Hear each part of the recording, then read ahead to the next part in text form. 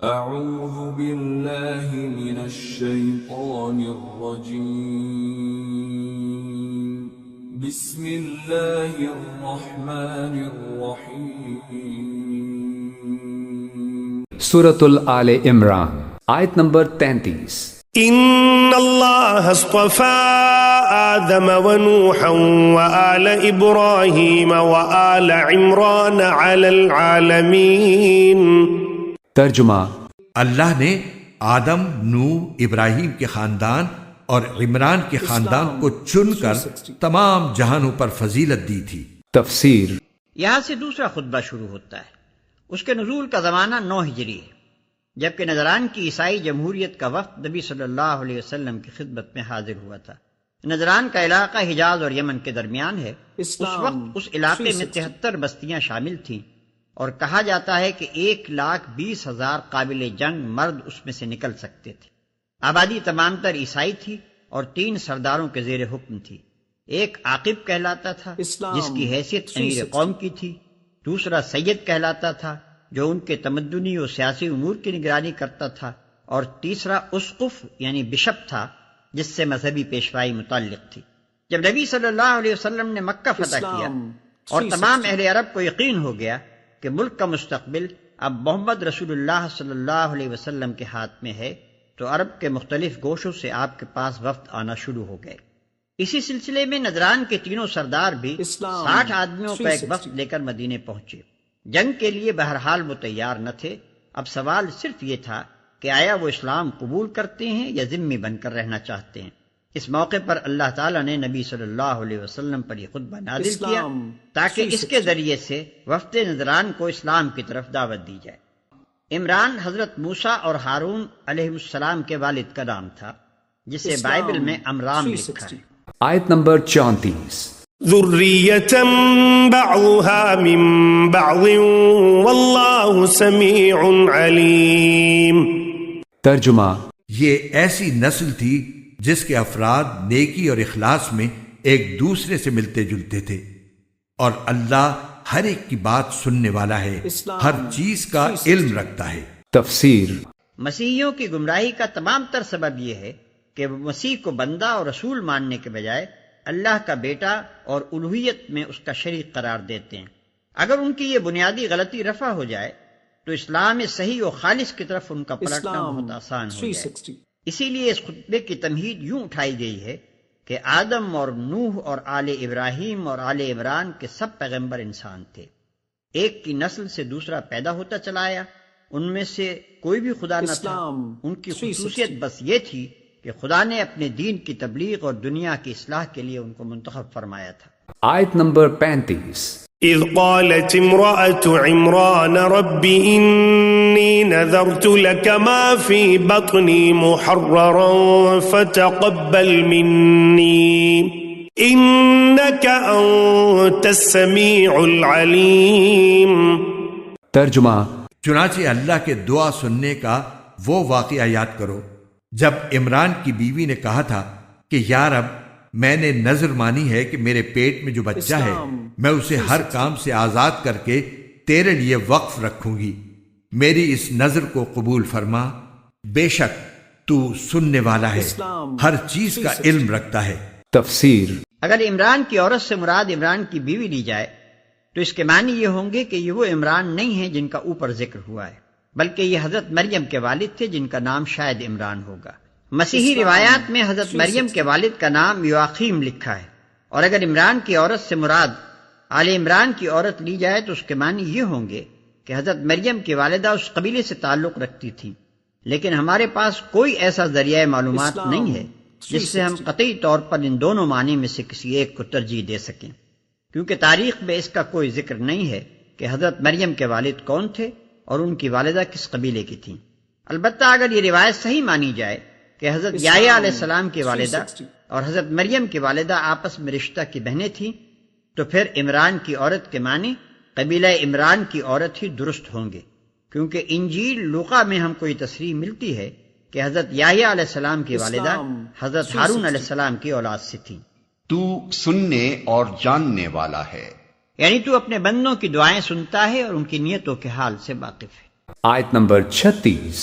فلما وضعتها قالت رب إني وضعتها أنثى والله أعلم بما وضعت وليس الذكر كالأنثى وإني سميتها مريم وإني أعيذها بك وذريتها من الشيطان الرجيم. ترجمہ. پھر جب ان سے لڑکی پیدا ہوئی تو وہ حسرت سے کہنے لگیں یا رب یہ تو مجھ سے لڑکی پیدا ہو گئی ہے، حالانکہ اللہ کو خوب علم تھا کہ ان کے یہاں کیا پیدا ہوا ہے، اور لڑکا لڑکی جیسا نہیں ہوتا. میں نے اس کا نام مریم رکھ دیا ہے، اور میں اسے اور اس کی اولاد کو شیطان مردود سے حفاظت کے لیے آپ کی پناہ میں دیتی ہوں. تفسیر. یعنی لڑکا ان بہت سی فطری کمزوریوں اور تمدنی پابندیوں سے آزاد ہوتا ہے جو لڑکی کے ساتھ لگی ہوئی ہوتی ہیں. لہذا اگر لڑکا ہوتا تو وہ مقصد زیادہ اچھی طرح حاصل ہو سکتا تھا جس کے لیے میں اپنے بچے کو تیری راہ میں نظر کرنا چاہتی تھی. آیت نمبر 37. فتقبلها ربها بقبول حسن وأنبتها نباتا حسنا وكفلها زكريا كلما دخل عليها زكريا المحراب وجد عندها رزقا قال يا مريم أنى لك هذا قالت هو من عند الله إن الله يرزق من يشاء بغير حساب. ترجمہ. چنانچہ اس کے رب نے اس مریم کو بطریق احسن قبول کیا اور اسے بہترین طریقے سے پروان چڑھایا، اور زکریا اس کے سرپرست بنے. جب بھی زکریا ان کے پاس ان کی عبادت گاہ میں جاتے ان کے پاس کوئی رزق پاتے. انہوں نے پوچھا مریم تمہارے پاس یہ چیزیں کہاں سے آئیں؟ وہ بولی اللہ کے پاس سے، اللہ جس کو چاہتا ہے بے حساب رزق دیتا ہے. تفسیر. حضرت عمران بیت المقدس کے امام تھے. ان کی اہلیہ کا نام حنا تھا. ان کے کوئی اولاد نہیں تھی، اس لیے انہوں نے نظر مانی کہ اگر ان کی کوئی اولاد ہوگی تو وہ اسے بیت المقدس کی خدمت کے لیے وقف کر دیں گی. جب حضرت مریم پیدا ہوئیں تو حضرت عمران کا انتقال ہو گیا. حضرت حنا کے بہنوئی زکریا علیہ السلام تھے جو حضرت مریم کے خالو ہوئے. حضرت مریم کی سرپرستی کا مسئلہ پیدا ہوا تو قرآن اندازی کے ذریعے اس کا فیصلہ کیا گیا اور قرآن حضرت زکریا علیہ السلام کے نام نکلا، جس کا ذکر آگے اسی سورت کی آیت نمبر 44 میں آ رہا ہے. آیت نمبر 38. هنالك دعا زكريا ربه قال رب هب لي من لدنك ذرية طيبة إنك سميع الدعاء. ترجمہ. اس موقع پر زکریا نے اپنے رب سے دعا کی، کہنے لگے یا رب مجھے خاص اپنے پاس سے پاکیزہ اولاد عطا فرما دے، بے شک تو دعا کا سننے والا ہے. تفسیر. حضرت مریم علیہ السلام کے پاس اللہ تعالیٰ کی قدرت سے بے موسم کے پھل آیا کرتے تھے. حضرت زکریا علیہ السلام نے یہ دیکھا تو انہیں توجہ ہوئی کہ جو خدا ان کو بے موسم کے پھل دیتا ہے وہ مجھے اس بڑھاپے میں اولاد بھی دے سکتا ہے. چنانچہ انہوں نے یہ دعا مانگی. آیت نمبر 39. فنادته الملائكة وهو قائم يصلي في المحراب أن الله يبشرك بيحيى مصدقا بكلمة من الله وسيدا وحصورا ونبيا من الصالحين. ترجمہ.